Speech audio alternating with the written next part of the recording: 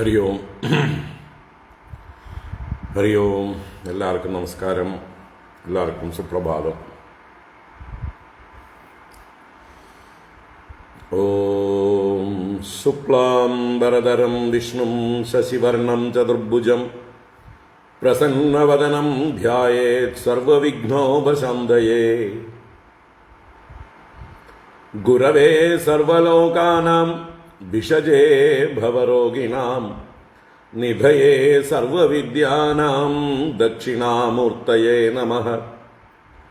ജന്മാദ്യസ്യ യതോന്വയാദിതരതശ്ചാർത്തേഷ്വഭിജ്ഞസ്വരാട് തേനേ ബ്രഹ്മഹൃദായ ആദികവയേ മുഹ്യന്തി യത്സൂരയഃ. തേജോ വാരിമൃതാം യദാ വിനിമയോ യത്ര ത്രിസർഗോ അമൃഷാ ധാംനാ സ്വേന സദാ നിരസ്തകുഹകം സത്യം പരം ധീമഹി. ധർമ്മഃ പ്രോജ്ജിതകൈതവോऽത്ര പരമോ നിർമ്മത്സരാണാം സദാം വേദ്യം വാസ്തവമത്ര വസ്തു ശിവദം താപത്രയോന്മൂലനം. ശ്രീമദ്ഭാഗവതേ മഹാമുനികൃതേ കിം വാ പരൈരീശ്വരഃ സദ്യോ ഹൃദ്യവരുദ്ധ്യതേऽത്ര കൃതിഭിഃ ശുശ്രൂഷുഭിസ്തൽക്ഷണാത്.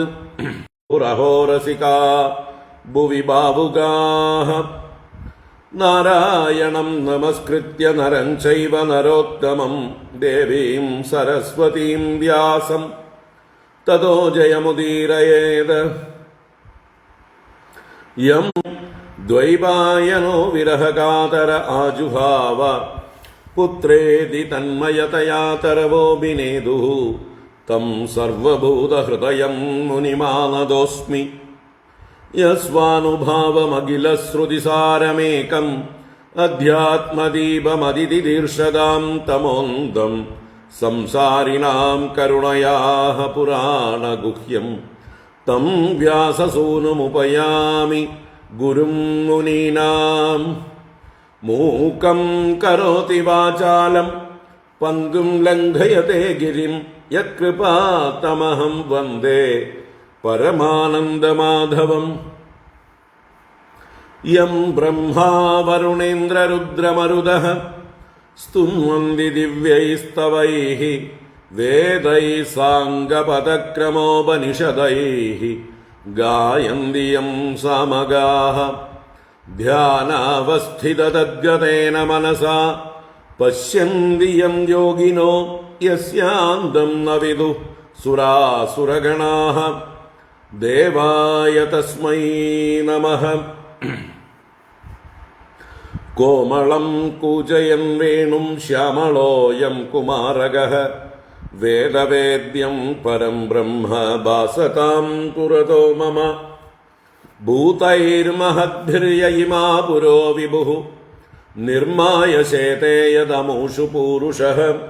ഭുങ്ക്തേ ഗുണാൻ ഷോഡശാത്മകഃ സോലങ്കൃഷീഷ്ട ഭഗവാൻ വജാംസി മേ. സച്ചിദാനന്ദരൂപായ വിശ്വോത്പത്യാദിഹേതവേ താപത്രയ വിനാശായ ശ്രീകൃഷ്ണായ വയം നുമഃ. കൃഷ്ണായ വാസുദേവായ ഹരയേ പരമാത്മനെ പ്രണതക്ലേശനാശായ ഗോവിന്ദായ നമോ നമഃ. കൃഷ്ണായ വാസുദേവായ ദേവകീനന്ദനായ ച നന്ദഗോപകുമാരായ ഗോവിന്ദായ നമോ നമഃ. നമഃ പങ്കജനാഭായ നമഃ പങ്കജമാലിനേ നമഃ പങ്കജനേത്രായ നമസ്തേ പങ്കജാംഗ്രയേ.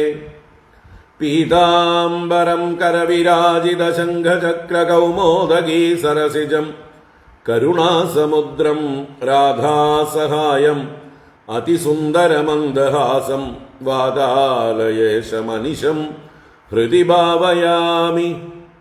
വാതാലയേശമനിശം ഹൃദി ഭാവയാമി. ഓം നമോ ഭഗവതേ വാസുദേവായ. ഓം നമോ നാരായണായ. ശ്രീ ഗുരുവായൂരപ്പ ശരണം. ഓം നമഃ പരമഋഷിഭ്യോ നമഃ പരമഋഷിഭ്യഃ. ശ്രീ ഗുരുഭ്യോ നമഃ. നാരായണ. ഹരി ഓം. എല്ലാവർക്കും നമസ്കാരം.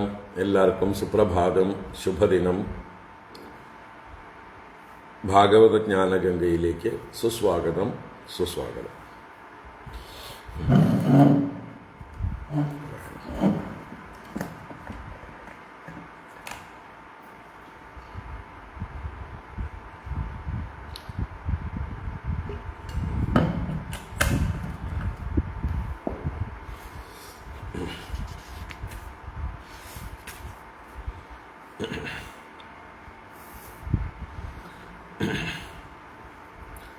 അപ്പം കഴിഞ്ഞൊരു 4 ദിവസമായിട്ട് നമ്മളിവിടെ ഉണ്ടായിരുന്നില്ല. ഓരോ ദിവസവും ഓരോ പരിപാടികളായിരുന്നു. വ്യാഴം, വെള്ളി, ശനി, ഞായർ, ഇന്ന് തിങ്കളാഴ്ചയായി. ഇപ്പം നാളെയും ഉണ്ടാവില്ല. നാളെ തൃശ്ശൂർ നടക്കുന്ന വൈദ്യലിംഗ ശർമാജി അനുസ്മരണ സത്രത്തിൽ രാവിലെ 11 മുതൽ 12:30 1 മണി വരെയുള്ള സമയം പ്രഭാഷണത്തിനായിട്ട് പോവുകയാണ്. തൃശ്ശൂരുകാരൊക്കെ ഉണ്ടെങ്കിൽ വരാം.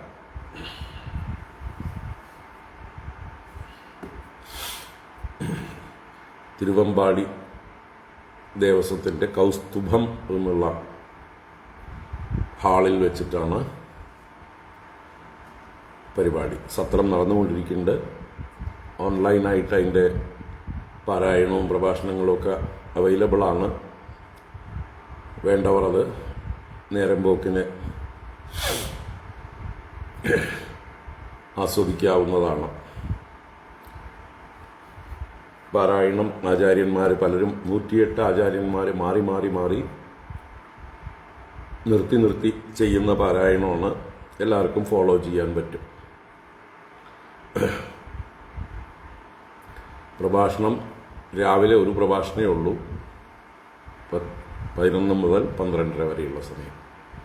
പിന്നെ വൈകുന്നേരങ്ങളിൽ പല സെമിനാറുകൾ അല്ലെങ്കിൽ ഡിബേറ്റുകൾ, അങ്ങനെയുള്ള ചർച്ചകൾ, അങ്ങനെയുള്ള പരിപാടികളാണ്.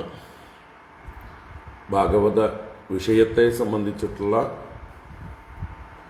പ്രഭാഷണങ്ങൾക്ക് പ്രാധാന്യം കൊടുത്തിട്ടില്ല. ഭാഗവത സംബന്ധികളായിട്ടുള്ള കാര്യങ്ങൾ രാവിലത്തെ 11 മണിക്കുള്ള പ്രഭാഷണങ്ങളിൽ പലരും പല വിഷയങ്ങളും കൈകാര്യം ചെയ്യുന്നു. തുടർച്ചയായിട്ടുള്ളൊരു ഭാഗവത സത്രം അല്ലെങ്കിൽ സപ്താഹം പോലെയല്ല, ജനറലായിട്ടുള്ള പ്രഭാഷണങ്ങളാണ്. ഇപ്പം നാളെ എനിക്കും വിഷയമൊന്നും തന്നിട്ടില്ല. സ്വാമിജിക്ക് ഇഷ്ടമുള്ള വിഷയമുള്ള ഭാഗവത അനുബന്ധിയായി പറയാം, സമകാലികമായിട്ടുള്ള കാര്യങ്ങൾ പറയാം എന്നൊക്കെയാണ് അനുവാദം. അപ്പോൾ അതുപോലെ നാളെ 11 മണിക്ക് ശേഷം കാണാം. ഓൺലൈനിലുണ്ടാവും, അവരുടെ തന്നെ ഓൺലൈൻ ഉണ്ട്. ക്ഷേത്ര ദർശനോ അങ്ങനൊരു യൂട്യൂബ് ചാനലാണ് ഓൺലൈൻ കൊടുത്തുകൊണ്ടിരിക്കുന്നത്, ക്ഷേത്ര ദർശനം.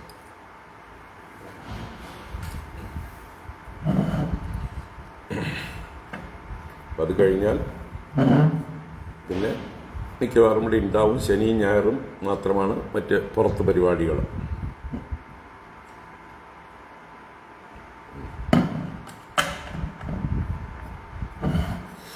നാരായണ. ഇപ്പം നമ്മൾ ഭാഗവത ജ്ഞാനഗംഗയിൽ ദശമസ്കന്ധത്തിലെ 70-ാം അധ്യായമാണ് കണ്ടുകൊണ്ടിരിക്കുന്നത്.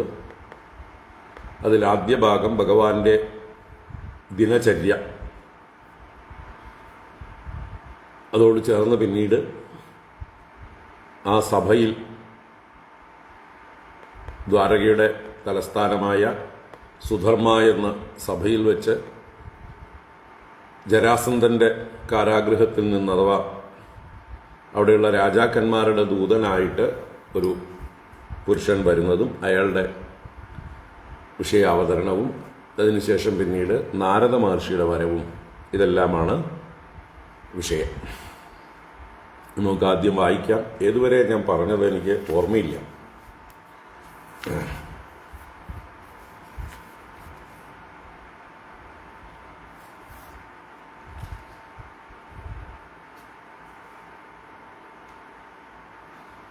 ഏതുവരെ പറഞ്ഞതെന്ന ശ്ലോകം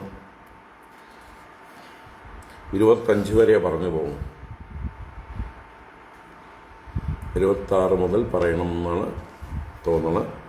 ഒന്ന് നോട്ട് ചെയ്യും, ഓർമ്മപ്പെടുത്തും. ആദ്യം വായിക്കാം. ഓം നമോ ഭഗവതേ വാസുദേവായ.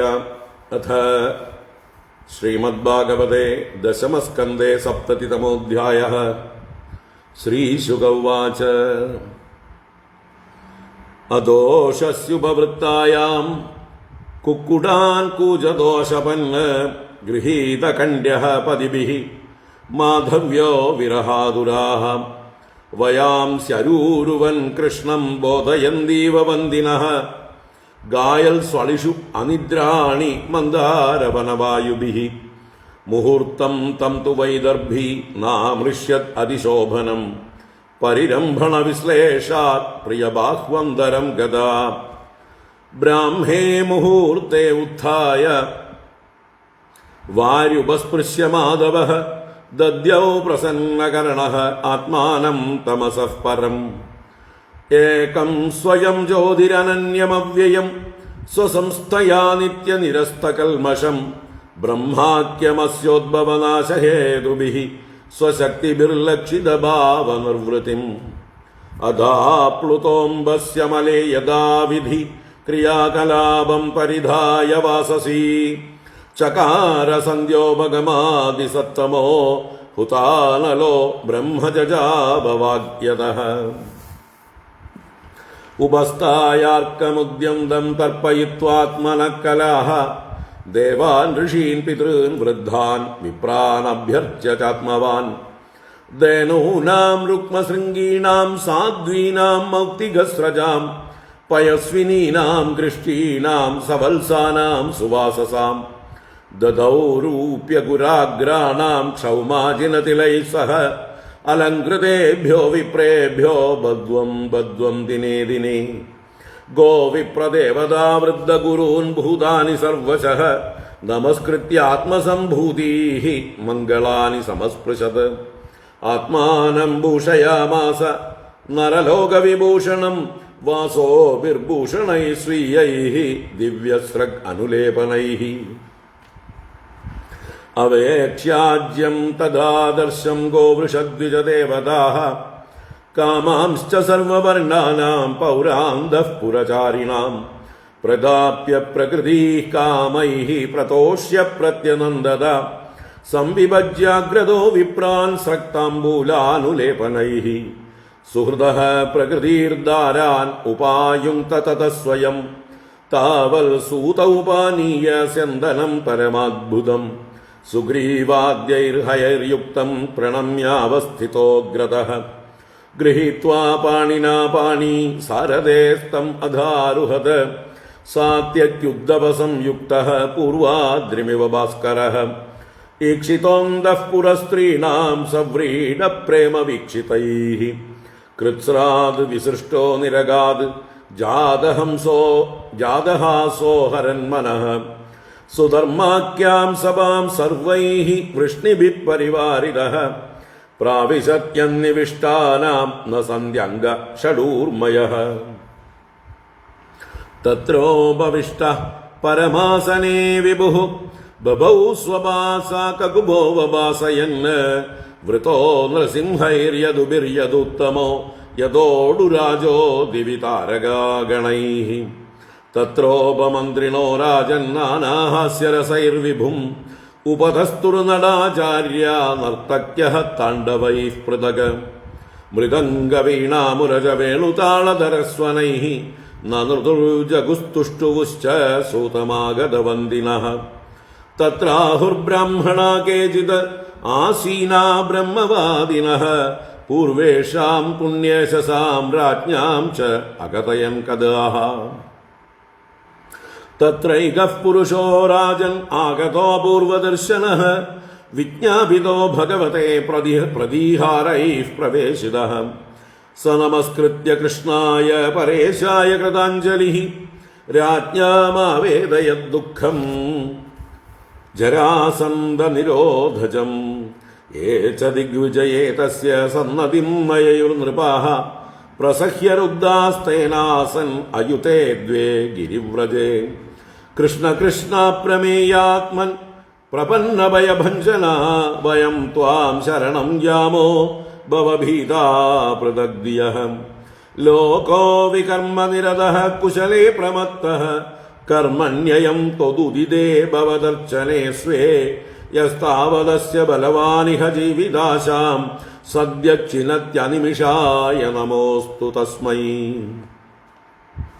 ലോകേ ഭവാൻ ജഗതിനഃ കലയാവതീർണഃ സദ്രക്ഷണായ കലനിഗ്രഹണായ ചാന്യഃ കശ്ചിത് ത്വദീയം അതിയാദിനിദേശമീശ കിം വാ ജനസ്വകൃതമൃച്ഛതി തന്ന വിദ്മഃ സ്വപ്നായിതം നൃപസുഖം പരതന്ത്രമീശ ശശ്വദ്ഭയേന മൃതകേന ധുരം വഹാമഃ ഹിത്വാ തദാത്മനി സുഖം ത്വദനീഹ ലഭ്യം ക്ലിശ്യാമഹേ അതികൃപണാ തവ മായയേഹ തന്നോ ഭവാൻ പ്രണതശോകഹരാംഗ്രിയുഗ്മോ ബദ്ധാൻ വിയുങ്ക്ഷ്വ മഗധാഹ്വയ കർമ്മപാശാത് യോ ബൂഭുജോ അയുധമതംഗജ വീര്യമേകോ ബിഭ്രദ്രുരോധ ഭവനെ മൃഗരാട് ഇവാവീഃ യോ വൈ ത്വയാബ്ദിനവ കൃത്വ ഉദാത്തചക്ര ഭഗ്നോ മൃധേ ഖലു ഭവന്തമനന്തവീര്യം ജിത്വാ നൃലോകനിരതം സകൃതൂഢദർപ്പോ യുഷ്മത് പ്രജാരുജതി നോചിത തദ്വിധേഹി ദൂത ഉവാച ഇതി മാഗധ സംരുദ്ധ ഭവദ്ദർശനകാംക്ഷിണഃ പ്രപന്നാഃ പാദമൂലം തേ ദീനാനാം സംവിധീയതാം ശ്രീശുക ഉവാച രാജദൂതേ ബ്രുവത്യേവം ദേവർഷിഃ പരമദ്യുതിഃ ബിഭ്രത്പിംഗജടാഭാരം പ്രാദുരാസീത് യദാ രവിഃ തം ദൃഷ്ട്വാ ഭഗവാൻ കൃഷ്ണഃ സർവലോകേശ്വരേശ്വരഃ വവന്ദ ഉത്തിതശീർഷ്ണ സസഭ്യഃ സാനുഗോ മുദാ സഭാജയിത്വാ വിധിവത് കൃതാസനപരിഗ്രഹം ബഭാഷേ സൂനൃതൈർവാക്യൈഃ ശ്രദ്ധയാ തർപ്പയൻ മുനിം അഭിസ്വിത് അദ്യ ലോകാനാം ത്രയാണാം അകുതോ ഭയം നനു ഭൂയാൻ ഭഗവതോ ലോകാൻ പര്യടതോ ഗുണഃ നഹി തേ അവിദിതം കിഞ്ചിത് ലോകേഷു ഈശ്വരകർത്തൃഷു അത പൃച്ഛാമഹേ യുഷ്മാൻ പാണ്ഡവാനാം ചികീർഷിതം ശ്രീനാരദ ഉവാച ദൃഷ്ടാ മയാ തേ ബഹുശോ ദുരത്യയാ മായാവിഭോ വിശ്വസൃജശ്ച മായിനഃ ഭൂതേഷു ഭൂമൻ ചരതസ്വശക്തിഭിഃ വന്നേരിവച്ഛന്നരുചോ നമേ അത്ഭുതം തവേഹിതം കോർഹതി സാധുവേദിതും സ്വമായയേദം സൃജതോ നിയച്ഛതഃ യദ്വിദ്യമാനാത്മതയാ വഭാസത്തെ തസ്മൈ നമസ്തേ സ്വവിലക്ഷണാത്മനേ ജീവസ്യ യഃ സംസരതോ വിമോക്ഷണം ന ജാനതോ നർത്തമഹാശരീരതഃ ലീലാവതാരൈ സ്വയശ പ്രദീപകം പ്രാജ്വാലയത്വാ തമഹം പ്രപദ്യേ അദാപ്യാശ്രാവയേ ബ്രഹ്മ നരലോകവിഡംബനം രാജ്ഞഃ പൈതൃശ്വസേയസ്യ ഭക്തസ്യ ച ചികീർഷിതം യക്ഷ്യതി ത്വാം മഘേന്ദ്രേണ രാജസൂയേന പാണ്ഡവഃ പാരമേഷ്ട്യകാമോ നൃപതിഃ തദ്ഭവാൻ അനുമോദതാം തസ്മിൻ ദേവ ക്രതുവരേ ഭവന്തം വൈ സുരാദയഃ ദിദൃക്ഷവഃ സമേഷ്യന്തി രാജാനശ്ച യശസ്വിനഃ ശ്രവണാത് കീർത്തനാത് ധ്യാനാത് പൂയന്തം ദേവസായിനഃ തവ ബ്രഹ്മമയസ്യേഷ കിമുദേക്ഷാഭിമർശിനഃ യസ്യാമലം ദിവി യശഃ പ്രതിദം രസായാം ഭൂമൗ ച തേ ഭുവനമംഗള ദിഗ്വിധാനം മന്ദാകിനീതി ദിവി ഭോഗവതീതി ചാധോ ഗംഗേതി ചേഹ ചരണാംബു പുനാതി വിശ്വം ശ്രീശുക ഉവാച തത്ര തേഷ്വാത്മപക്ഷേഷു അഗൃഹൽസു വിജിഗീഷയാ വാചഃ പേശൈ സ്മയൻ നൃത്യം ഉദ്ധവം പ്രാഹ കേശവഃ.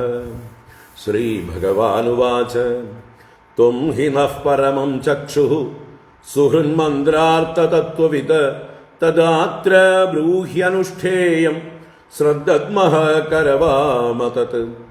ഇത്യുപമന്ത്രിതോ ഭർത്രാ സർവജ്ഞേനാഭിമുഗ്ധവത് നിദേശം ശിരസാധായ ഉദ്ധവഃ പ്രത്യഭാഷത. ഹരി ഓം. ഇത് ശ്രീമദ്ഭാഗവതേ മഹാപുരാണേ പാരമഹംസ്യാം സംഹിതായാം ദശമസ്കന്ധേ ഉത്തരാർദ്ധേ ഭഗവത്യാനവിചാരേ സപ്തതിതമോऽധ്യായഃ. സർവത്ര ഗോവിന്ദനാമ സങ്കീർത്തനം. ഗോവിന്ദ ഗോവിന്ദ നാരായണാഖില ഗുരോ ഭഗവൻ നമസ്തേ. നാരായണാഖില ഗുരോ ഭഗവൻ നമസ്തേ.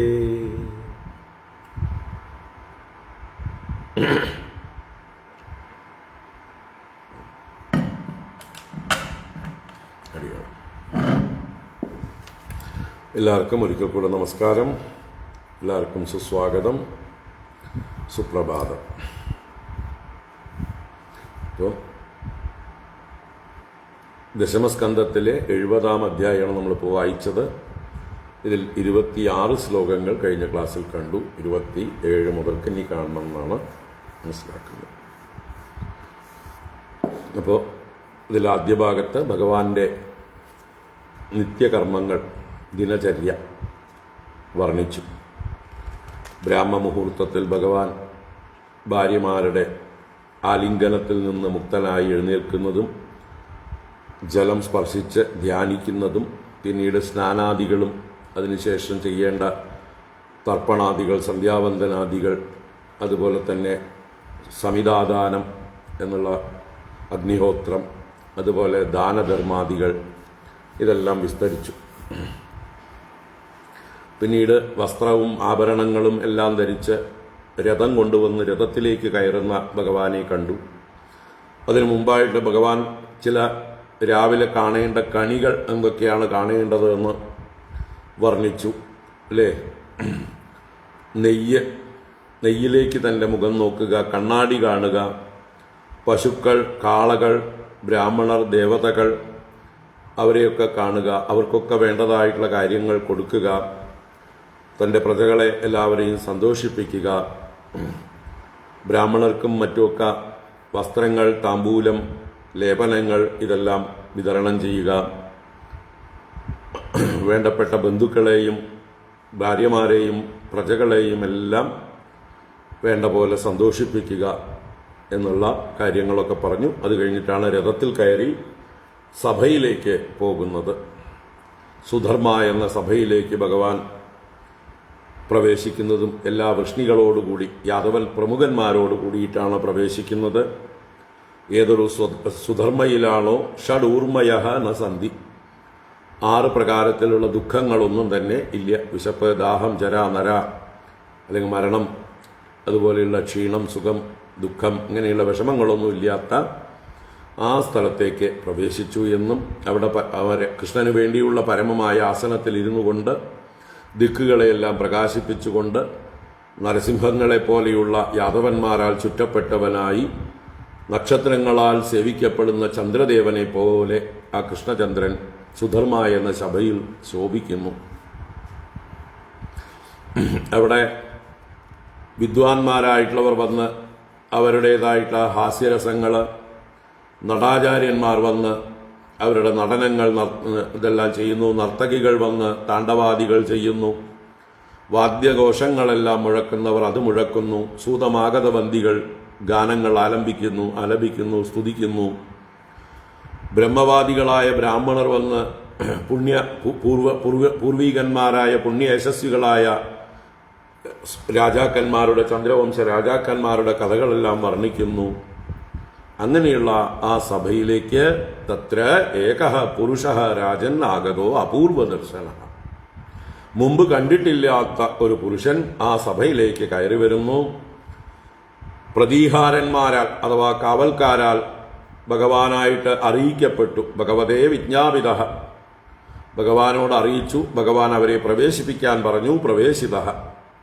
ആ ദൂതൻ കൃഷ്ണായ പരേശായ കൃതാഞ്ജലി നമസ്കൃത്യ, പരമേശ്വരനായ കൃഷ്ണനായിക്കൊണ്ട് അഞ്ജലി കൂപ്പി നമസ്കരിച്ച് ആ ജരാസന്ധ നിരോധജം ദുഃഖം, രാജ്ഞാം ദുഃഖം, രാജാക്കന്മാർ ജരാസന്ധന്റെ കാരാഗ്രഹത്തിൽ കിടക്കുന്നവരുടെ ദുഃഖത്തെ ആവേദയത്, ഭഗവാന്റെ മുമ്പിൽ നിവേദിച്ചു.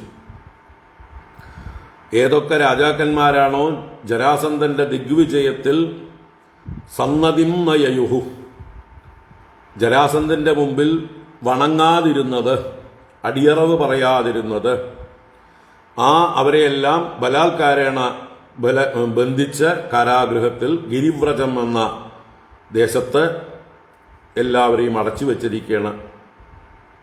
ദേ അയുധേ എന്ന് പറഞ്ഞാൽ 20,000, 20,800 എന്നാണ് കൃത്യമായിട്ടുള്ള കണക്ക്. അപ്പോൾ അവരുടെ പ്രാർത്ഥനയാണ് ദൂതൻ വന്ന് ഭഗവാനോട് അറിയിക്കുന്നത്.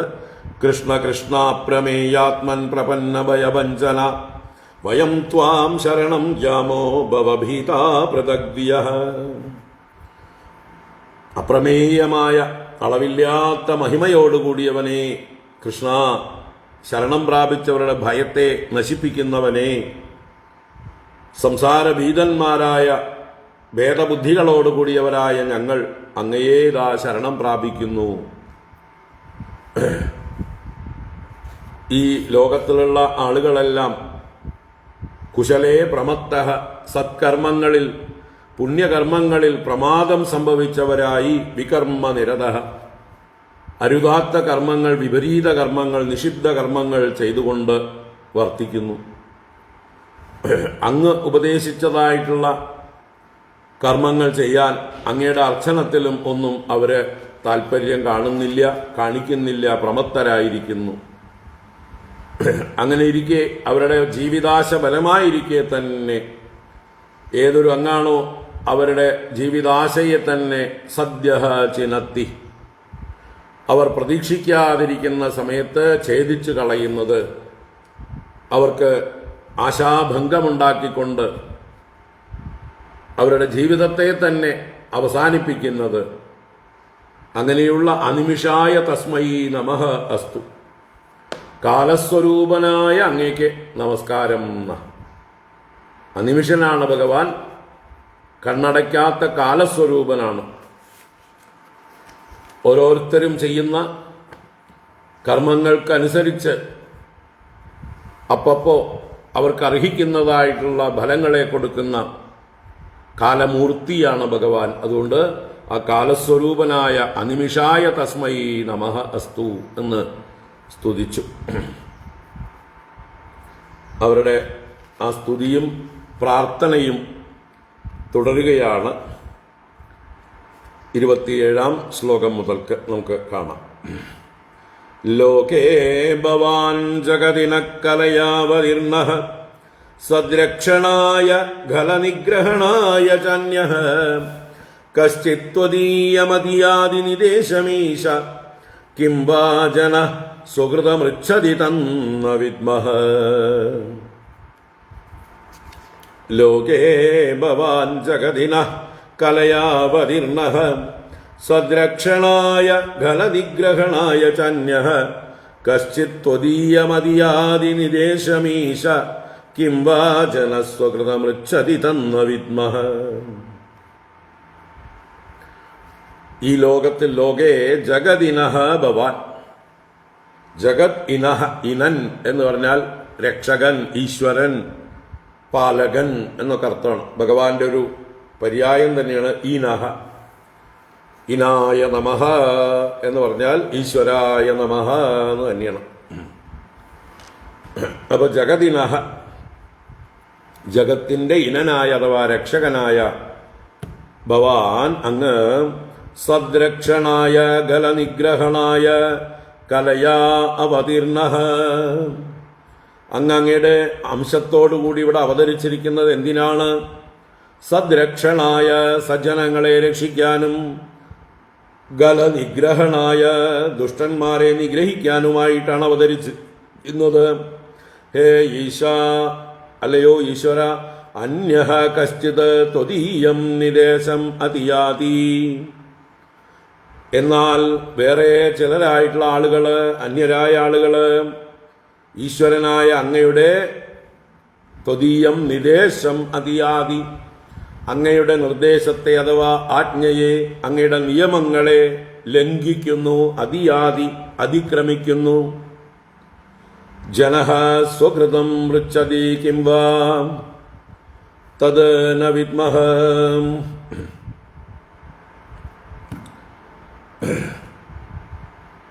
അപ്പൊ ഈ ജനങ്ങൾ നിന്തിരുവടിയുടെ ആജ്ഞയെ ധിക്കരിക്കുന്നതായിട്ടുള്ള അന്യഃ ജനഃ, അങ്ങനെയുള്ള പ്രാകൃത പുരുഷന്മാർക്ക്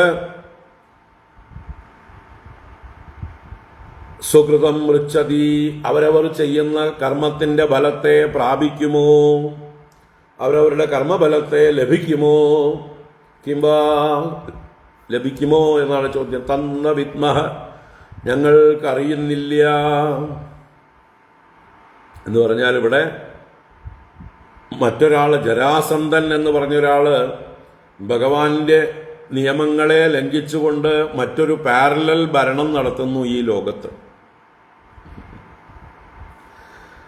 ഈശ്വരൻ ആണ്, ഭഗവാനാണ് എല്ലാറ്റിൻ്റെയും സർവനിയന്താവ്. അങ്ങനെയിരിക്കെ ഭഗവാന്റെ നിയമങ്ങളെ അതിക്രമിച്ചുകൊണ്ട് സ്വയം താൻ തന്നെയാണ് എല്ലാറ്റിൻ്റെയും ഈശ്വരൻ എന്ന മട്ടില് ജരാസന്ധൻ എന്ന ഒരു പരാക്രമി, ഒരു അസുരൻ, അയാൾ ഈ ലോകത്തൊരു ഭരണം നടത്തുന്നുണ്ട്. പലരെയും പിടിച്ച് ബന്ധനസ്ഥനാക്കുന്നു, തൻ്റെ ഇഷ്ടത്തിനനുസരിച്ച് ഓരോരുത്തർക്കും ശിക്ഷകൾ കൊടുക്കുന്നു. അപ്പോ ഭഗവാനെ ഞങ്ങൾക്കറിയുന്നില്ല ആരാണിപ്പോ ഈശ്വരനെന്ന്. ഇതവരുടെ ആ ഒരു വിഷമം കൊണ്ട് അവർ പറഞ്ഞു പോവുകയാണ്, അങ്ങല്ലേ ഈ ലോകത്തിൻ്റെ നിയന്താവ്, അങ്ങ് ഞങ്ങളെ ശിക്ഷിച്ചാൽ ഞങ്ങൾക്ക് വിരോധമില്ല, ഞങ്ങൾക്ക് സമ്മതം. പക്ഷേ ഇവിടെ വഴി കൂടെ പോകുന്നവരൊക്കെ ഞങ്ങളെ ശിക്ഷിക്കുന്നു. ജരാസന്ധനാണോ ഞങ്ങളെ ശിക്ഷിക്കേണ്ടത്? അതുകൊണ്ട് അവൻ്റെ പിടിയിൽ നിന്ന് മോചിപ്പിച്ച് അങ്ങ് ഞങ്ങളെ രക്ഷിച്ച് അങ്ങ് തരുന്ന ശിക്ഷകൾ എന്താണെങ്കിലും ഞങ്ങൾ തെറ്റ് ചെയ്തിട്ടുണ്ടെങ്കിൽ അത് അനുഭവിക്കാൻ തയ്യാറാണ് എന്നൊക്കെയുള്ള വ്യംഗ്യമായിട്ടുള്ളൊരു ഭാവമാണ്. ആരാണ് ആരാണ് ഇവിടുത്തെ നിയന്താവ്? ഞങ്ങൾ ചെയ്യുന്ന അല്ലെങ്കിൽ ഈ ലോകത്തിൽ ഓരോരുത്തരും ചെയ്യുന്ന കർമ്മത്തിന്റെ ഫലം അവർക്ക് തന്നെ ലഭിക്കുമോ ആവോ? കാരണം അത് നിശ്ചയിക്കുന്ന ആൾ അങ്ങാണ്. പക്ഷെ അങ്ങയുടെ അധികാരത്തിൽ മറ്റൊരാൾ കൈകടത്തിക്കൊണ്ട് പലതും ചെയ്തുകൊണ്ടിരിക്കുന്നു. അതുകൊണ്ട് ഞങ്ങൾക്ക് ശങ്ക എന്നാണ് ഇവിടെ തന്ന വിദ്മഹ എന്ന് പറയുന്നതിൻ്റെ അർത്ഥം. ഞങ്ങൾക്ക് മനസ്സിലാവുന്നില്ല ആരാണ് ഇവിടെ കർമ്മഫലം നൽകുന്ന ആള്, ഭഗവാനോ ജരാസന്ധനോ എന്ന് സൂചിപ്പിക്കുകയാണ്. ഇരിക്കട്ടെ. സ്വപ്നായിദം നൃപസുഖം പരതന്ത്രമീശ ശശ്വദ്ഭയേന മൃതകേന ധുരം വഹാമഹ ഹിത്വാ തദാത്മനി സുഖം തദനീഹ ലഭ്യം ക്ലിശ്യാമഹേ അതികൃപണാസ്തവ മായയേഹ. സ്വപ്നായിദം നൃപസുഖം പരതന്ത്രമീശ ശശ്വദ്ഭയേന മൃതകേന ധുരം വഹാമഹ ഹിത്വാ തദാത്മനി സുഖം ത്വദനീഹ ലഭ്യം ക്ലിശ്യാമഹേ അതികൃപണാസ്തവ മായയേഹ.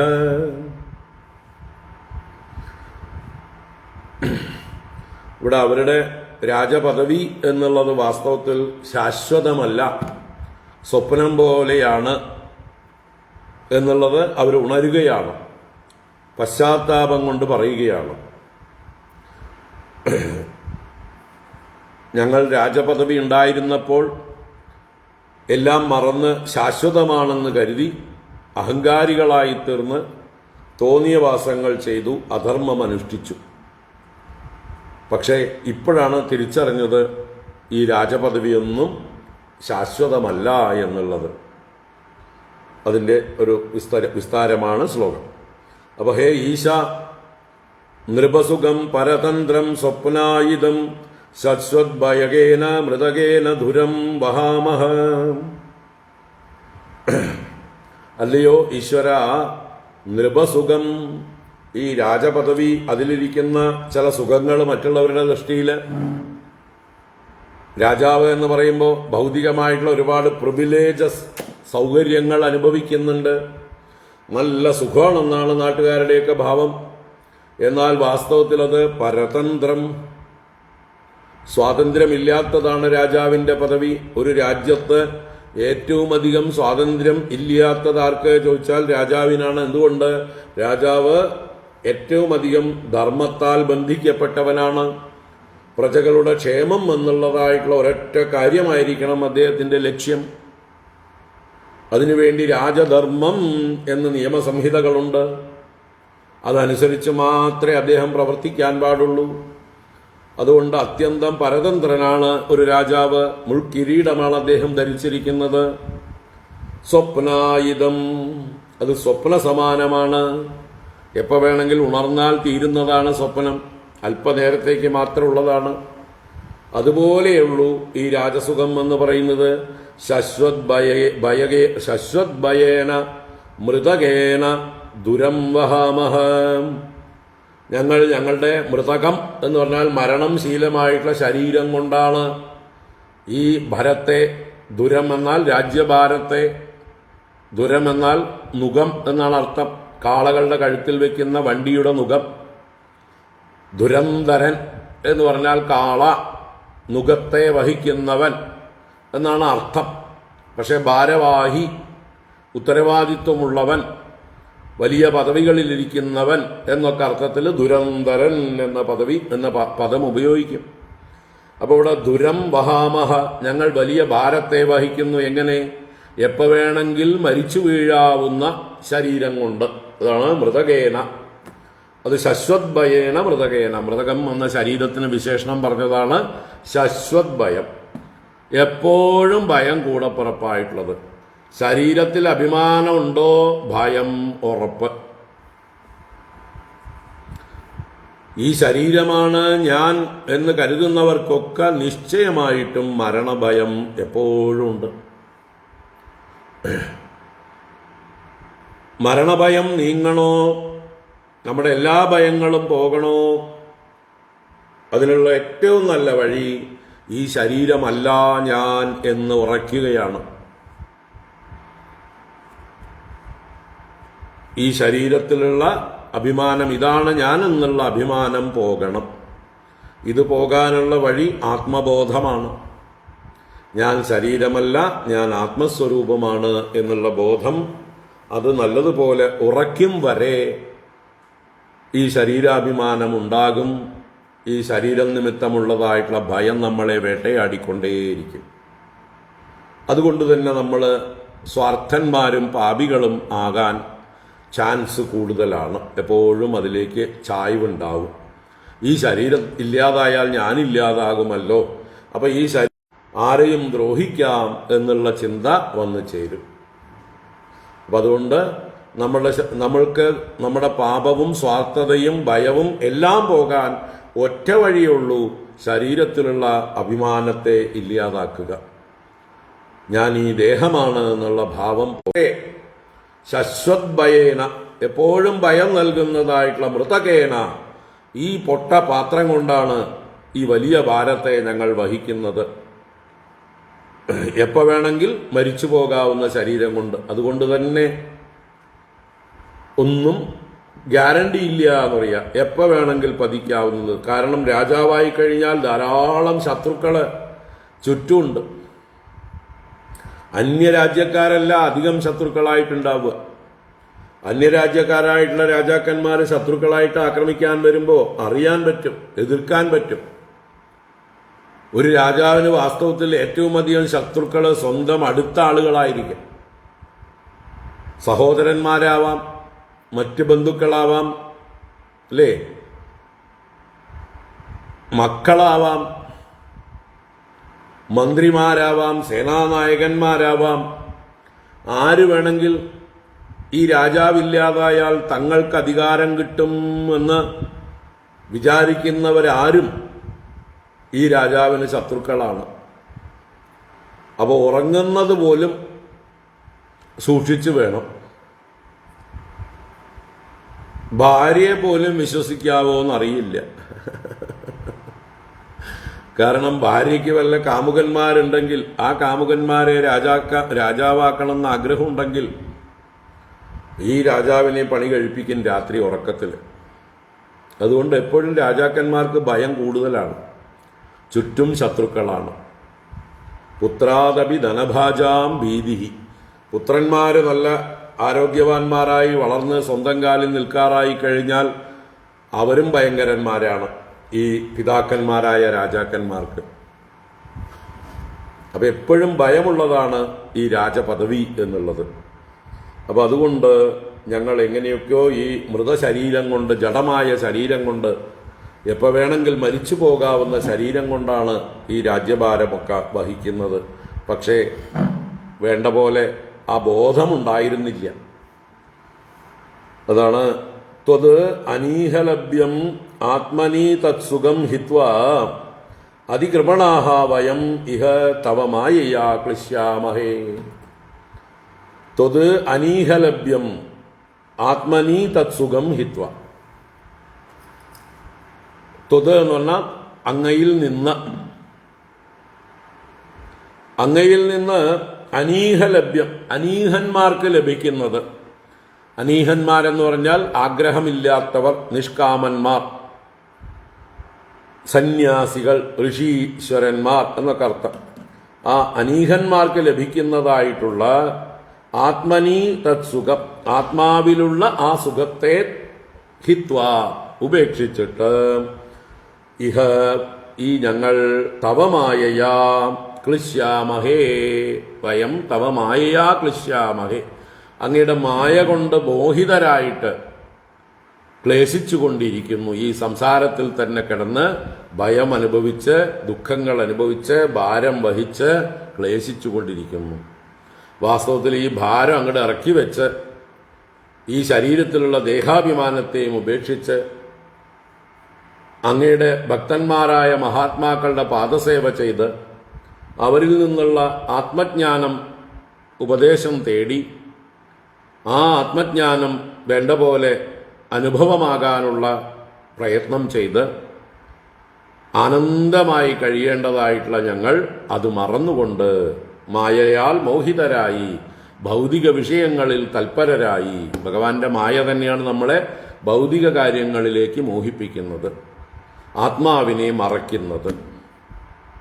ആ മായയുടെ ആവരണം, വിക്ഷേപം എന്നിങ്ങനെയുള്ള രണ്ട് ശക്തികൾ, ആത്മസ്വരൂപത്തെ ആവരണം എന്ന ശക്തി മറച്ച്, വിക്ഷേപശക്തി ഭൗതിക വസ്തുക്കളെ സുന്ദരങ്ങളാക്കി നമ്മളെ ഭ്രമിപ്പിക്കുന്നു. നമ്മുടെ മനസ്സിനെ അതിൻ്റെ പുറകിൽ അലയാൻ പ്രേരിപ്പിക്കുന്നു, ലോകത്തെ വെട്ടിപ്പിടിക്കാൻ പ്രേരിപ്പിക്കുന്നു. ഇപ്പോൾ ഭഗവാന്റെ മായ കൊണ്ടാണ് നമ്മൾ ബഹിർമുഖരായി ലോക വിഷയങ്ങളുടെ പുറകെ അലഞ്ഞു നടക്കുന്നത്. എന്തുപേക്ഷിച്ച് അനീഹലഭ്യമായ ആനന്ദത്തെ, നിഷ്കാമന്മാർക്ക് ഒന്നും പ്രവർത്തിക്കാത്തവർക്ക് ലഭിക്കുന്ന ആനന്ദത്തെ മറന്ന് അതിനെ ഉപേക്ഷിച്ച് ഞങ്ങളിതാ കൃപണന്മാരായിക്കൊണ്ട്, അതികൃപണാഹ എന്നാ പറയണം, അതികൃപണന്മാരാണ് ഞങ്ങൾ. അത്യന്തം ദയ അർഹിക്കുന്നവർ, പിശുക്കന്മാർ, ഭിക്ഷക്കാർ, ദരിദ്രന്മാർ എന്ന പോലെ ദയ അർഹിക്കുന്നവരായ ഞങ്ങൾ, അതികൃപണന്മാരായ ഞങ്ങൾ ഈ ലോകത്ത് കടന്ന് ഭ്രമിക്കുകയാണ് അങ്ങയുടെ മായ കൊണ്ട്. വാസ്തവത്തിൽ നിവൃത്തിയാണ് ഏറ്റവും ഉത്തമമായിട്ടുള്ള, ധന്യമായിരിക്കുന്ന ജീവിതചര്യ. പക്ഷെ ഞങ്ങൾ പ്രവൃത്തിയിൽ തന്നെ മുഴുകിയിരിക്കുന്നു. ഇതാണ് ഇവിടെ ഈ രാജാക്കന്മാരുടെ അഭിപ്രായം. വിവേകം ഉണ്ടായിരുന്നെങ്കിൽ ഞങ്ങൾ ഈ ഭാരമൊക്കെ വലിച്ചെറിഞ്ഞ് എന്നേ ഈ അനീഹന്മാരുടെ പുറകെ പോയേനെ. ഭാഗവതം മൊത്തം തന്നെ നിവൃത്തിധർമ്മ പ്രധാനമായിട്ടുള്ള പുരാണമാണ്. ഭക്തി, ജ്ഞാന, വൈരാഗ്യങ്ങളാണ് അതിലെ വിഷയം. അതുകൊണ്ട് തന്നെ ഏത് സന്ദർഭം കിട്ടിയാലും ശ്രീശുക ബ്രഹ്മർഷി നിവൃത്തിക്ക് പ്രാധാന്യം കൊടുത്തുകൊണ്ട് നിവൃത്തിയെ പ്രശംസിച്ച് പ്രവൃത്തിയെ ഇകഴ്ത്തും. ഭഗവത്ഗീതയിൽ മറിച്ചായിരുന്നു അല്ലേ?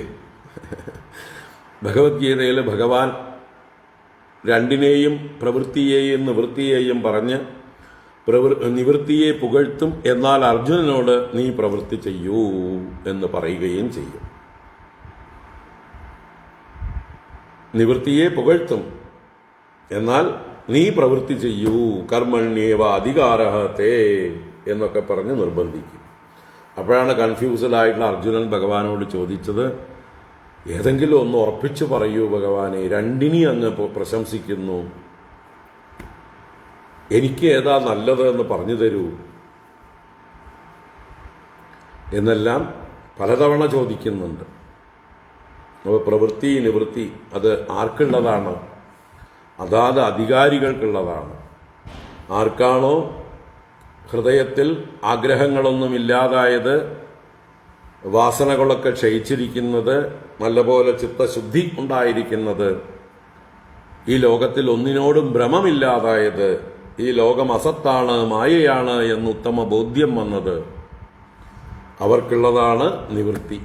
അതല്ലാതെ ആരെങ്കിലും നിവൃത്തിയിലേക്ക് എടുത്തു ചാടിയാൽ തിരിച്ച് വേഗം തന്നെ പ്രവൃത്തിയിലേക്കും വരും.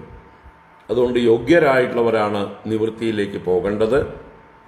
അല്ലാത്തവരൊക്കെ പ്രവൃത്തിയിലൂടെ പാകത വന്ന് നിവൃത്തിയിലേക്ക് പോകണം. പ്രവൃത്തി നിവൃത്തിയിലേക്കുള്ള അധികാരം ഉണ്ടാകാൻ വേണ്ടിയുള്ള നമ്മളെ പാകപ്പെടുത്തുന്നതായിട്ടുള്ള മൂശയാണ്, ശുദ്ധീകരിക്കുന്ന റിഫൈനറിയാണ്. ഗൃഹസ്ഥാശ്രമധർമ്മമാണ് അതിനുള്ള മാർഗം. ആ ഗൃഹസ്ഥാശ്രമധർമ്മം എന്ന മൂശയിലൂടെ അല്ലെങ്കിൽ റിഫൈനറിയിലൂടെ കടന്ന് പരിശുദ്ധരായി നിവൃത്തി ധർമ്മത്തിലേക്ക് കടക്കണം. അപ്പോൾ ഇവിടെ രാജാക്കന്മാർ അവരുടെ ലോകത്തിലുള്ള ഭ്രമം, പ്രവൃത്തിയിലുള്ള ഭ്രമം, വിഷയസുഖങ്ങളിലുള്ള ഭ്രമം, അതിനെ തന്നെ തിരിച്ചറിഞ്ഞുകൊണ്ട് പറയുകയാണ്. അവർക്ക് തന്നെ മനസ്സിലായി തങ്ങൾ വിവേകം വേണ്ട പോലെ പ്രായോഗികമാക്കുന്നില്ല. ഇപ്പോൾ വിവേകം ഉദിച്ചിട്ടുണ്ട്, പക്ഷെ അത് വേണ്ട പോലെ പ്രായോഗികമാക്കുന്നില്ല. എല്ലാവർക്കും വിവേകമുണ്ട് അല്ലേ? ജന്തുക്കൾക്കും ഉണ്ട് വിവേകം എന്ന് ദേവി മാഹാത്മ്യത്തിൽ പറയുന്നുണ്ട്. എല്ലാ ജന്തുക്കൾക്കും വിവേകമൊക്കെ ഉണ്ട്, പക്ഷേ ആത്യന്തികമായ ഹിതം പ്രവർത്തിക്കാനുള്ള സാമർഥ്യം എല്ലാവർക്കും കുറവാണ്.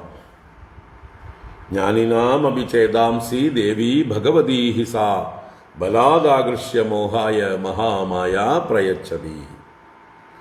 ജ്ഞാനികളുടെ ചേതസ്സിനെ പോലും ആ മഹാമായ ബലാദാകൃഷ്യ മോഹായ പ്രയച്ഛതി, മോഹത്തിലേക്ക് കൊടുക്കുന്നു, മോഹത്തിലേക്ക് തള്ളിവിടുന്നു. ഇതാണ് ഈ ശ്ലോകത്തിന്റെ ആശയം. സ്വപ്നായിതം നൃപസുഖം പരതന്ത്രമീശ ശശ്വദ്ഭയേന മൃതകേന ദുരം വഹാമഹ ഹിത്വാ തദാത്മനി സുഖം ത്വദനീഹ ലഭ്യം ക്ലിശ്യാമഹേ അതികൃപണാസ്തവ മായയേഹ. അപ്പോൾ ഭാര്യ, മക്കള്, കുടുംബം, അതുപോലെ രാജാക്കന്മാരായിരിക്കുമ്പോൾ രാജ്യം, പ്രജകള് മുതലായ ഭാരങ്ങളെല്ലാം വെറുതെ ചുമക്കുന്നു കഴുതകളെപ്പോലെ എന്ന് സ്വയം പരിഹസിക്കുകയാണ്, പശ്ചാത്തപിക്കുകയുമാണ്. തന്നോ ഭവാൻ പ്രണതശോകഹരാംഗ്രിയുഗ്മോ ബദ്ധാൻ വിയുങ്ഷ്വമഗതാഹ്വയ കർമ്മപാശാത് യോ ഭൂഭുജോ അയുധമതംഗജ വീര്യമേകോ ബിഭ്രത്രുരോധ ഭവനേ മൃഗരാടിവാവീഹി. തന്നോ ഭവാൻ പ്രണതശോകഹരാംഗ്രിയുഗ്മോ ബദ്ധാൻ വിയുങ്ഷ്വ മഗതാഹ്വയ കർമ്മപാശാത് യോ ഭൂഭുജോ അയുധമതംഗജ വീര്യമേകോ ബിഭ്രത്രുരോധ ഭവനേ മൃഗരാടിവാവീഹി.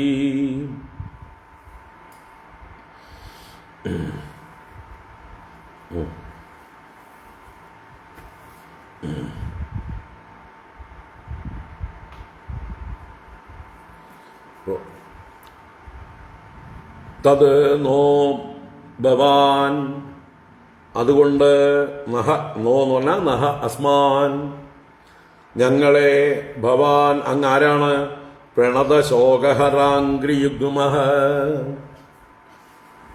പ്രണതശോകഹരാംഗ്രിയുഗ്മഃ. പ്രണമിച്ചവരുടെ ശോകത്തെ ഹരിക്കുന്ന പാദകമലങ്ങൾ രണ്ടോട് കൂടിയവനാണ്. രണ്ട് പാദങ്ങളോട് കൂടിയവൻ. ഏതൊരുവന്റെ പാദങ്ങളെ ആശ്രയിച്ചാൽ പ്രണമിച്ചവരുടെ ശോകമില്ലാതാകുമോ? അങ്ങനെയുള്ള അങ്ങ് ബദ്ധാൻ നഹ വിയുങ്ഷ്വ. ബദ്ധന്മാരായ ഞങ്ങളെ മോചിപ്പിച്ചാലും എന്നർത്ഥം. വിയുങ്ഷ്വ എന്ന് പറഞ്ഞാൽ ഇവിടെ അവൻ യോജിപ്പിച്ചിരിക്കുകയാണ്, ബന്ധിപ്പിച്ചിരിക്കുകയാണ്. ആ കാരാഗൃഹത്തിൽ യോജിപ്പിച്ചിരിക്കുകയാണ്, ബന്ധനത്തിൽ യോജിപ്പിച്ചിരിക്കുകയാണ്. അതിൽ നിന്ന് വിയോഗമുണ്ടാക്കലാണ് വിയുങ്ഷ്വ, വേർപെടുത്തുക. അപ്പോൾ ബദ്ധരായ ഞങ്ങളെ അങ്ങ് വന്ന് മോചിപ്പിച്ചാലും ആരിൽ നിന്ന്? മഗദാഹ്വയ കർമ്മപാശാത്. മഗധൻ എന്ന പേരോടുകൂടിയവന്റെ കർമ്മമാകുന്ന ബന്ധത്തിൽ നിന്ന്. ഞങ്ങളുടെ കർമ്മബന്ധം തന്നെയാണ്, മഗധന്റെ രൂപത്തിലാണത് വന്നിരിക്കുന്നത്. ഞങ്ങൾ മര്യാദക്കാരായിരുന്നെങ്കിൽ മഗധന്റെ പിടിയിൽ പെടില്ലായിരുന്നു. ഞങ്ങൾ രാജ്യം ഉപേക്ഷിച്ച് സന്യാസിമാരായിരുന്നെങ്കിൽ സ്വതന്ത്രരായിരുന്നേനെ. ഞങ്ങള് ധിക്കാരികളായ രാജാക്കന്മാരായിരുന്നതാണ് മഗധന്റെ പിടിയിൽപ്പെടാൻ കാരണം. അപ്പൊ മഗധൻ കർമ്മപാശം തന്നെയാണ്. മഗധന്റെ രൂപത്തിലാണ് ഞങ്ങളുടെ കർമ്മപാശം വന്നത്, ഞങ്ങളുടെ പാപകർമ്മങ്ങൾക്കുള്ള ഫലം വന്നത്. അപ്പൊ ആരാണിവൻ? അയുത മതംഗജ വീര്യം ബിഭ്രത് ഏകഹ യഹ. അയുത മതംഗജ വീര്യം. അയുത മതംഗജം 10,000 ആന. അയുതം 10,000, മതംഗജം മതയാന. അതിന്റെ വീര്യം ശക്തി. അപ്പോൾ 10,000 ആനയുടെ ശക്തിയുള്ളവനായ, അതിനെ ഭരിക്കുന്നവനായ ഏകഹ യഹ, ഏകനായ ഏതൊരു ജരാസന്ധൻ മൃഗരാട് ആവീഹി ഇവ. മൃഗരാടിവ ആവീ എന്ന് പറഞ്ഞത് മൃഗരാട്, മൃഗരാജാവ് സിംഹം. ആവീഹി എന്ന് പറയുന്നത് ആടുകളെ എന്ന പോലെ. ആവി എന്നത് ആടിന്റെ പര്യായമായിട്ടുണ്ട്. അപ്പോ എങ്ങനെയാണോ ഒരു സിംഹം ആടുകളെ ബന്ധിക്കുക, ഗുഹയ്ക്കകത്തിട്ട് കാവലിരിക്കുക, അതുപോലെ ഏകനായി വന്ന് സിംഹം ആടുകളെ എന്ന പോലെ ഭവനേ, അവന്റെ ഭവനത്തിൽ ഭൂഭുജഃ നഹാരുരോധ, ഭൂബുക്കുകളായ അഥവാ രാജാക്കന്മാരായ ഞങ്ങളെ രോധിച്ചിരിക്കുകയാണ്, ഗുഹയ്ക്കകത്തിട്ടടച്ചതുപോലെ.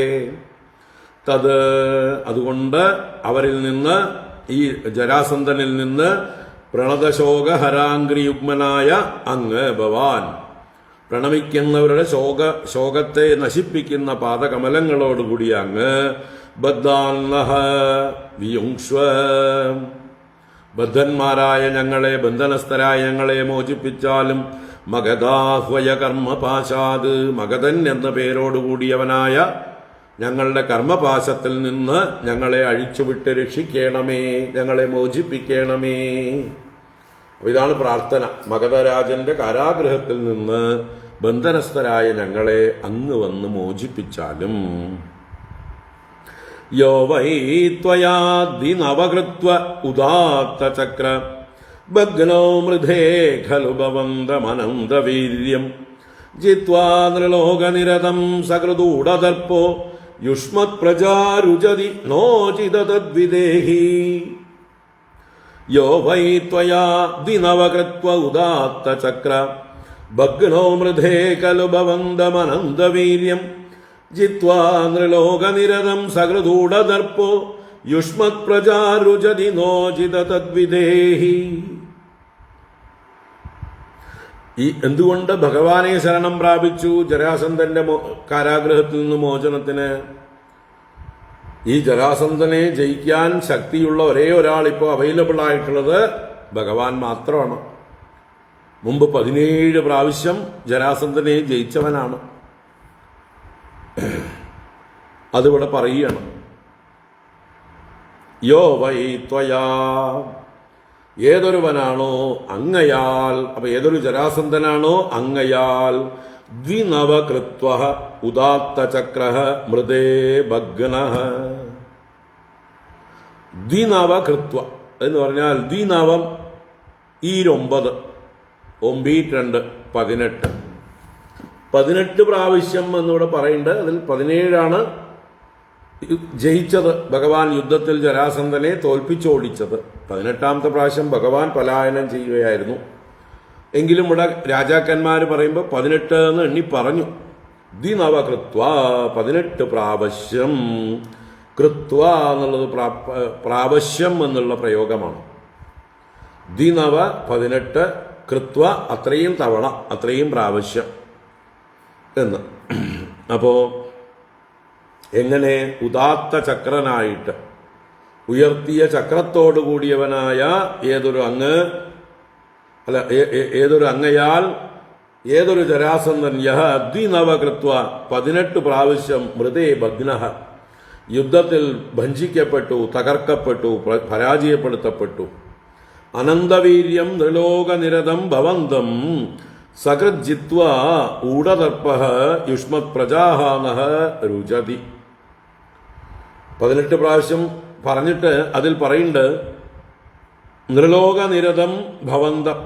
ഇപ്പോ മനുഷ്യ വേഷത്തിൽ പല ലീലകളും ചെയ്തുകൊണ്ടിരിക്കുന്ന, മറ്റു പല പ്രാരബ്ധങ്ങളിലും അല്ലെങ്കിൽ കർമ്മങ്ങളിലും മുഴുകിയിരിക്കുന്ന അനന്തവീര്യനായ അങ്ങയെ സകൃജിത്വ അതിലൊരിക്കൽ ജയിച്ചു എന്ന്. 18ാമത്തെ പ്രാവശ്യം ജരാസന്ധന് ഭഗവാൻ മനുഷ്യനാട്യം കൊണ്ട് ജയിക്കാനൊരു അവസരം കൊടുത്തു.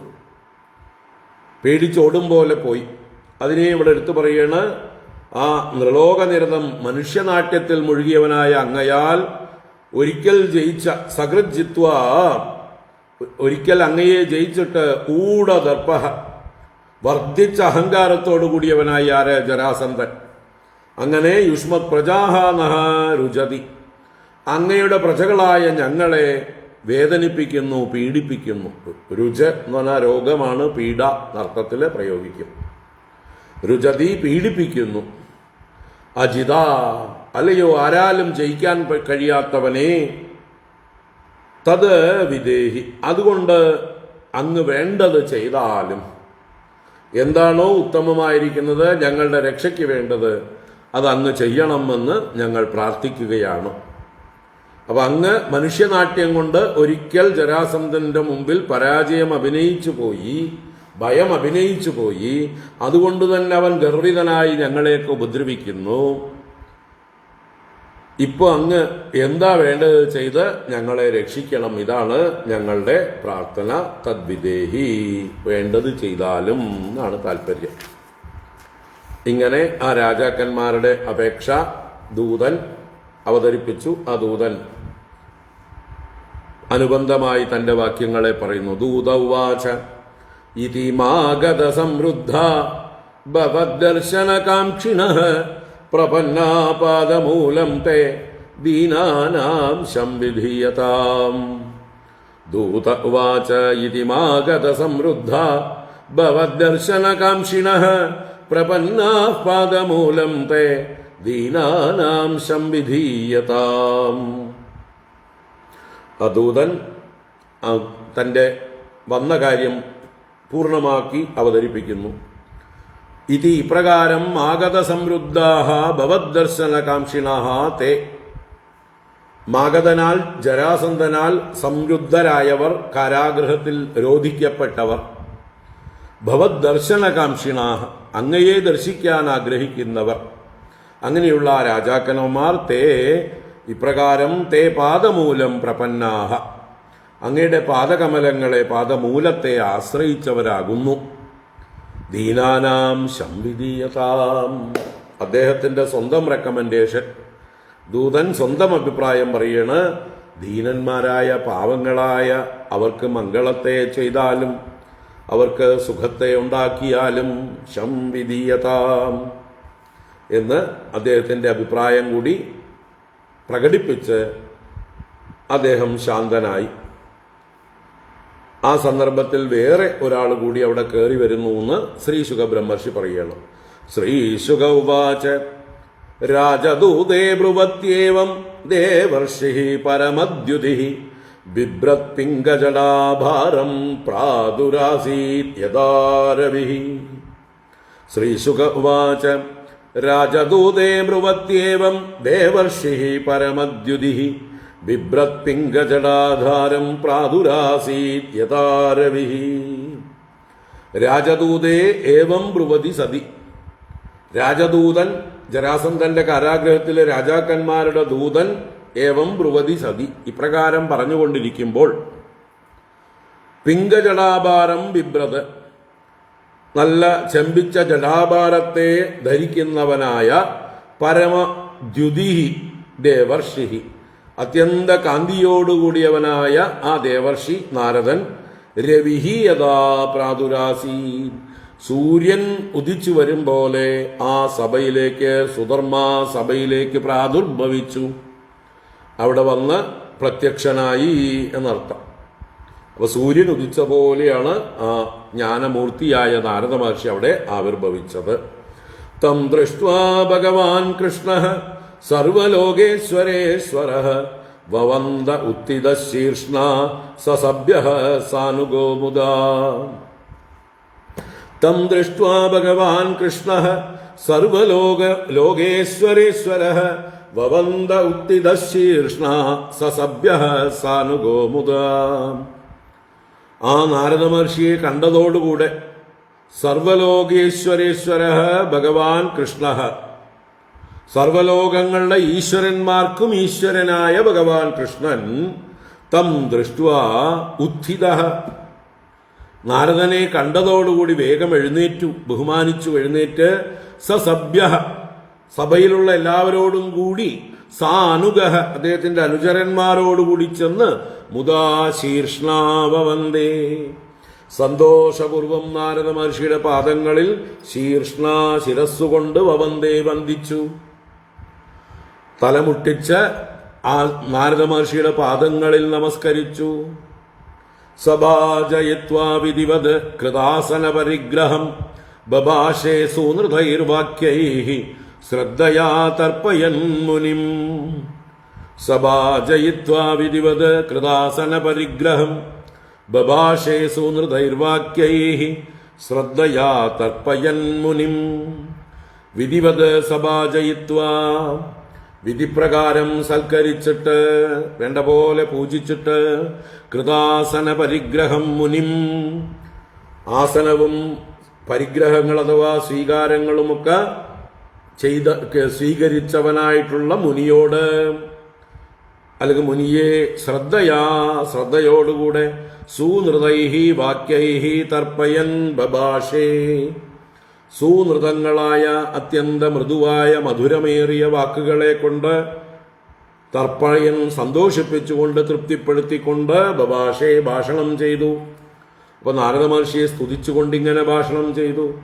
അഭിസ്വിത് അദ്യ ലോകാനാം ത്രയാണാമകുതോ ഭയം നനുഭൂയാൻ ഭഗവതോ ലോകാൻ പര്യടതോ ഗുണഃ. അഭിസ്വിത് അദ്യ ലോകാനാം ത്രയാണാമകുതോ ഭയം നനുഭൂയാൻ ഭഗവതോ ലോകാൻ പര്യടതോ ഗുണഃ. കുശല പ്രശ്നമാണ്. അദ്യ ത്രയാണാം ലോകാനാം അകുതോ ഭയം അഭിസ്വിത്.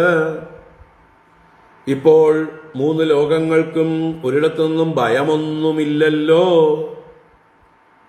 അകുതോ ഭയം, ഒരിടത്തു നിന്നും ഭയമില്ലായ്മ. അഭിസ്വിത് ആണല്ലോ, അല്ലേ? വിശേഷിച്ചൊന്നുമില്ലല്ലോ, ലോകങ്ങൾക്കൊക്കെ സുഖം തന്നെയല്ലേ. ലോകാൻ പര്യടതഃ ഭഗവതഃ ഭൂയാൻ ഗുണഃ നനു. ലോകങ്ങളെ എപ്പോഴും സഞ്ചരിച്ചു കൊണ്ടിരിക്കുന്ന അങ്ങയ്ക്ക് അത് ഏറ്റവും നല്ലൊരു ഗുണമാണല്ലോ, വർദ്ധിച്ച ഗുണമാണ് അങ്ങയുടെ ഈ ലോകങ്ങളെ മുഴുവൻ യഥേഷ്ടം ചുറ്റി സഞ്ചരിക്കാൻ കഴിയുക. അതിലൂടെ, അങ്ങയിലൂടെ ലോകത്തിന് മുഴുവൻ എല്ലാ വർത്തമാനങ്ങളും അറിയുക. ഞങ്ങൾക്കൊക്കെ ഓരോ കാര്യങ്ങളും അപ്പപ്പോൾ അറിയിച്ചു തരുന്നത് അങ്ങയെപ്പോലൊരു ഗുണവാനാണ്. അപ്പൊ അങ്ങയുടെ ഈ ഗുണം എല്ലായിടത്തും സഞ്ചരിക്കുന്നത് വളരെ നല്ലത് എന്ന് സ്തുതിക്കുകയാണ്. നഹിതേ അവിദിതം കിഞ്ചിത് ലോകേഷീശ്വരകർത്തൃഷു അത പൃച്ഛാമഹേ യുഷ്മാൻ പാണ്ഡവാനാം ചികീർഷിതം. നഹിതേ അവിദിതം കിഞ്ചിത് ലോകേഷീശ്വരകർത്തൃഷു അത പൃച്ഛാമയേ യുഷ്മാൻ പാണ്ഡവാനാം ചികീർഷിതം. ഹേ അല്ലയോ മഹർഷേ, ഈശ്വരകർത്തൃഷു ലോകേഷു തേ അവിദിതം കിഞ്ചിത് നഹി. ഈശ്വരകർത്തൃഷു ലോകേഷു, ഈശ്വരനാകുന്ന കർത്താവോടുകൂടിയ ഈ ലോകങ്ങൾക്ക്, ലോകങ്ങളെല്ലാം ഉണ്ടാക്കിയത് ഈശ്വരൻ. അപ്പൊ ഈശ്വരനാകുന്ന കർത്താവോടുകൂടിയ ഈ ലോകങ്ങൾക്ക് തേ അവിദിതം കിഞ്ചിത്, അങ്ങേക്ക് അറിയാത്തതായിട്ട് ഒന്നുമില്ലല്ലോ. കിഞ്ചിത് നഹി, അല്പം പോലും ഇല്ല. അതുകൊണ്ട് പാണ്ഡവാനാം ചികീർഷിതം യുഷ്മാൻ പൃച്ഛാമാം, അവിടെ ഇന്ദ്രപ്രസ്ഥത്തിൽ പാണ്ഡവന്മാരുടെ പ്രവൃത്തി ചികീർഷിതം, അവരെന്തൊക്കെ ചെയ്യാനാണ് ആഗ്രഹിക്കുന്നത് എന്ന് ഞാൻ അങ്ങയോട് ചോദിക്കുന്നു. ഇങ്ങനെ നാരദ മഹർഷിയെ സ്വീകരിച്ച് സൽക്കരിച്ച് പൂജിച്ച് ആസനത്തിലിരുത്തി അദ്ദേഹത്തോട് കുശലപ്രശ്നം, ലോകങ്ങൾക്കൊന്നും വിശേഷിച്ചില്ലല്ലോ, എല്ലായിടത്തും കറങ്ങി നടക്കുന്ന അങ്ങേക്ക് എല്ലാ വിവരങ്ങളും അറിയാലോ, അതുകൊണ്ട് തന്നെ പാണ്ഡവന്മാരുടെ വിശേഷം എന്താണ് എന്ന് ചോദിക്കുകയാണ്. അപ്പോൾ അതിന് നാരദ മഹർഷി മറുപടി പറയുന്നു. അതിനുശേഷമാണ് ഇന്ദ്രപ്രസ്ഥത്തിലേക്ക് രാജസൂയം നടത്തി കൊടുക്കാനുള്ള ആലോചനയോടുകൂടെ ഭഗവാൻ ബലരാമനും ഉദ്ധവനും അതുപോലെയുള്ള ആളുകളും എല്ലാമായിട്ട് ഇന്ദ്രപ്രസ്ഥത്തിലേക്ക് പോകാൻ പോകുന്നത്. അപ്പം അതിലേക്കുള്ള ബീജാവാപം, നാരദ മഹർഷിയുടെ വാക്കുകൾ മറ്റന്നാ കാണാം. നാളെ ഇല്ല, മറ്റന്നാ നോക്കാം. ഓം കായേന വാചാ മനസേന്ദ്രിയൈർവാ ബുദ്ധ്യാത്മനാ വാ പ്രകൃതേ സ്വഭാവാത് കരോമി യദ്യത് സകലം പരസ്മൈ നാരായണായേതി സമർപ്പയാമി. ഓം ശാന്തി ശാന്തി ശാന്തി. ഹരി ഓം ശ്രീ ഗുരുഭ്യോ നമഃ. ഹരി ഓം.